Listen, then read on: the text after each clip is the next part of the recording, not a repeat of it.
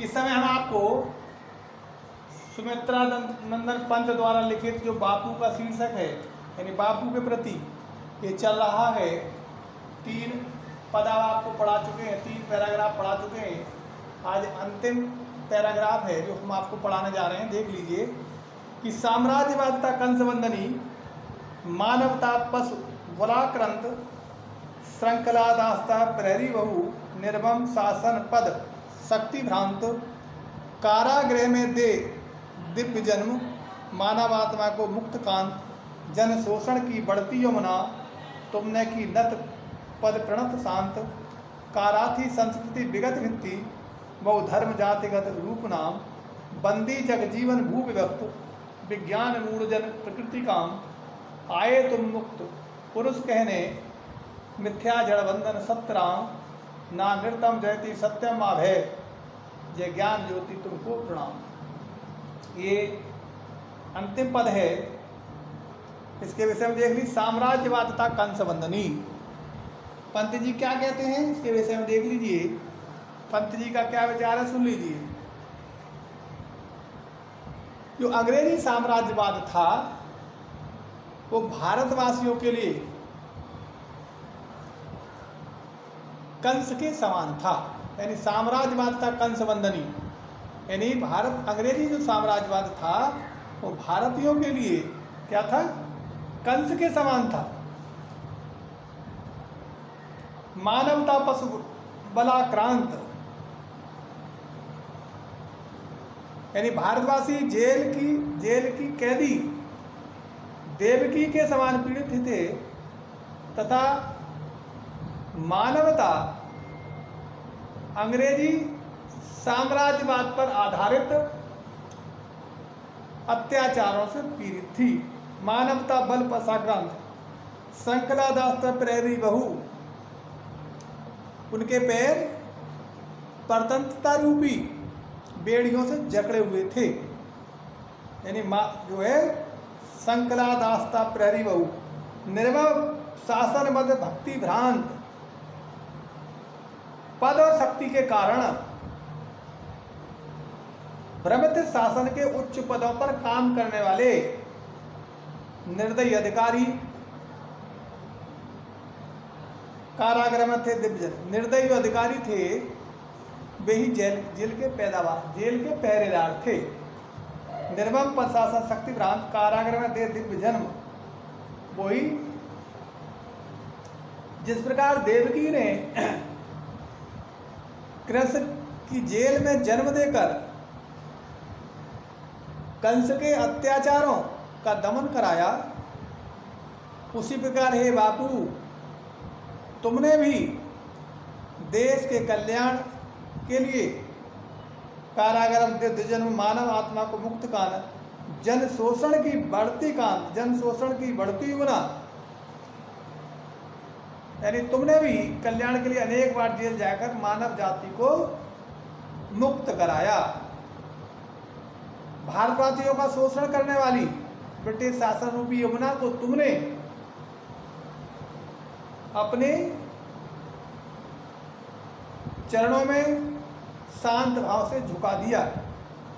जिस प्रकार बढ़ती यमुना बालक श्री कृष्ण के चरणों को स्पर्श करके अपनी चंचलता छोड़कर समान गति से प्रवाहित होने लगी थी, उसी प्रकार अत्याचारी, अन्यायी और शोषणकारी विदेशी सत्ता या विदेशी सरकार बापू के सामने क्या हो गई, झुक गई। भारत देश कंस जैसे हताशाई शासक से मुक्त हो गया। यानी साम्राज्यवाद कैसा था, कंस के समान था, और जो भारत की जनता थी वो देवकी के समान थी। यहाँ की मानवता को पशुओं के समान, मानव से पशुओं का समान व्यवहार किया जाता था। श्रृंखला दास्ता और जो परतंत्रता रूपी बेड़ियों से जकड़े हुए थे, अत्याचारी शासक जेल के पहरेदार थे। मानव जाति को बापू ने अंग्रेजों की मुक्ति से आज़ाद कराया।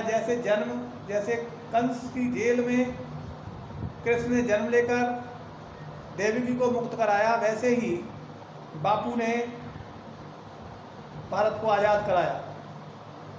जैसे कंस बढ़ती हुई यमुना के जल को, इस यमुना का जल श्री कृष्ण के पैरों को स्पर्श करके उसका वेग शांत हो गया, वैसे ही महात्मा गांधी के सामने भी ब्रिटिश सरकार शांत हो गई और अत्याचारी, अन्यायी, शोषण का देसी सत्ता बापू के समक्ष झुक गई। भारत देश कंस जैसे अत्याचार से मुक्त हो गया। काराती संस्कृत विगत मित्ति बहु धर्म जाति जग बहु नाम बंदी जगजीवन भूवियक विज्ञान मूर्जन प्रकृति काम आए तुमने मुक्त पुरुष कहने मिथ्या जड़ बंधन सतराम नानृतम जयति सत्यम भाव है जय ज्ञान ज्योति तुमको प्रणाम। हमारी जो संस्कृति थी वो बहुत लंबे समय तक बंधनी थी, विदेशियों की इच्छा अनुसार संचालित थी। हमें अपनी सभ्यता संस्कृति अनुरूप कुछ भी करने की स्वतंत्रता नहीं थी। काराती संस्कृति विगत वित्त, हमारे बीच में विभिन्न प्रकार के धर्म जाति ऊंच नीच काले गोरे अनेक दीवारें खड़ी थी, यानी बहु धर्म जाति बहु गुना रूप नाम वित्ती थी। बंदी जन जगने भूव्यक्त और संपूर्ण धरती भी क्षेत्रीयता और भाषावाद के आधार पर बटी हुई थी।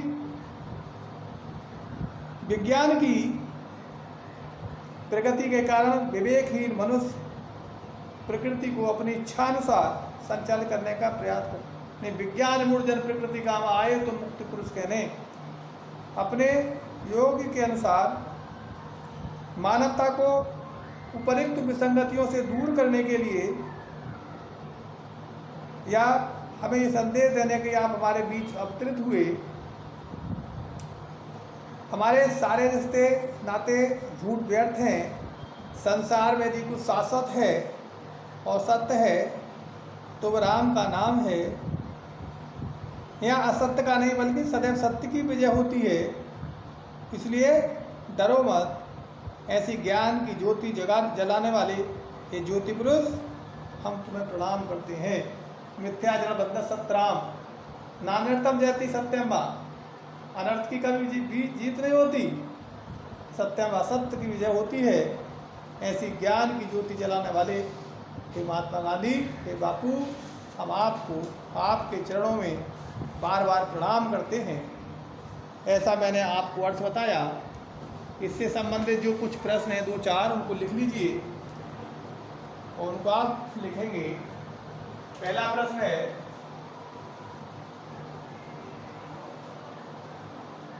अंग्रेजी साम्राज्य भारतीयों के लिए किसके समान था? अंग्रेजी साम्राज्यवाद भारतीयों के लिए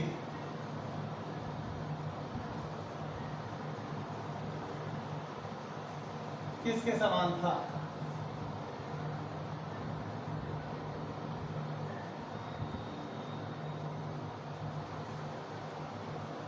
श्री कृष्ण का जन्म कहाँ हुआ?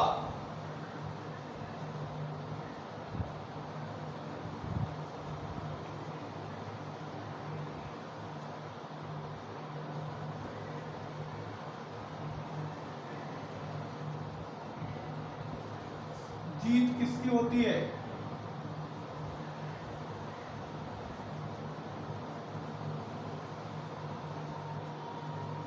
आपका सौंदर्य।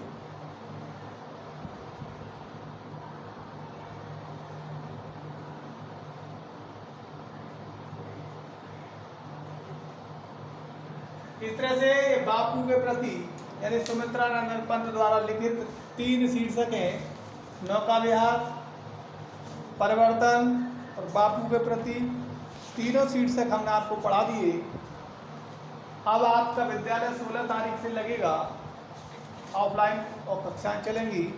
आगे का पाठ्यक्रम आगे जो पढ़ाई कराएंगे, आगे जो पाठ ही पढ़ाएंगे, फिर कक्षाओं में ऑफलाइन के समय पढ़ाया जाएगा इस तरह से। क्योंकि अब अगला पाठ शुरू करना उससे कोई लाभ नहीं होने वाला, क्योंकि जितना अगर पाठ चले तो कम से कम पाठ पूरा हो जाना चाहिए, फिर तो सही है।